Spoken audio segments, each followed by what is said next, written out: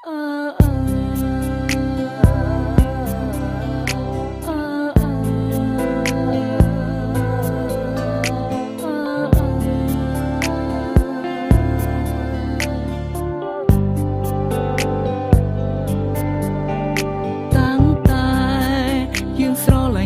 ងតែងតែលាក់បាំងអូនលួចមានស្រីនៅខាងក្រៅរាប់ផ្លន់អាយរូបអូននេះសរសើរបងថាជាមនុស្សប្រដែលល្អហាមអូនមុននឹងធ្វើអ្វីត្រូវសួរបងសិនជីវ៉ាមិនឲ្យរូបអូនផ្ដេសផ្ដាសឡើយណាត្រូវចាំថាអ្វីជីវ៉ាគឺជារូបបងរូប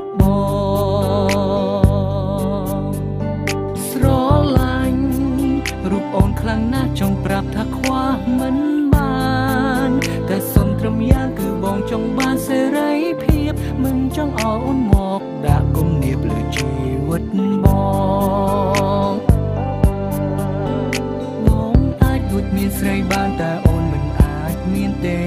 បងអាចកុហកមាសមេតែអូនមិនអាចធ្វើទេក្រំពេលត្រូវស្មងបងក្រពេលត្រូវត្រង់បងឲ្យបានល្អជីវ៉ា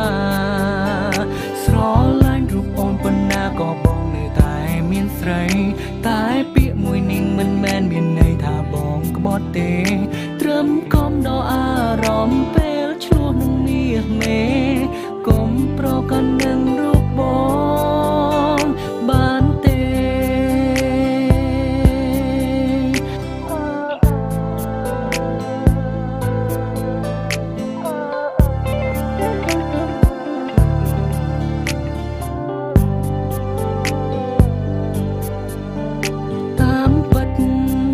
ពេលខ្លះក៏គិតថាខ្លួនឯងសែនចោមសៀ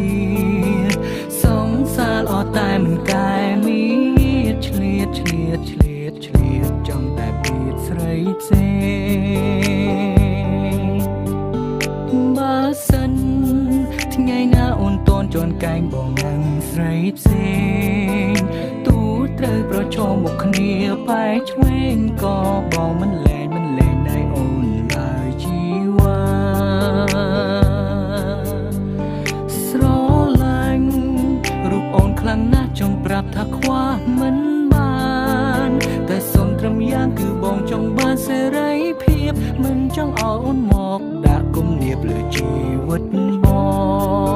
ងតួបងជាប្រុសមិនល្អក៏មិនឲ្យអូនឈឺចាប់តួបងជាប្រុសដែលយ៉ាប់តែនិយាយស្ដាប់គ្នាបានតែអូនខុសពីបងអូនត្រូវតែស្មងត្រង់ព្រោះខ្លួនអូនជាមនុស្សស្រីតួស្រឡាញ់អូនប៉ុណ្ណាក៏បងនៅតែមានស្រីតែពាក្យមួយនេះមិនមែនមានន័យថាបងក្បត់ទេ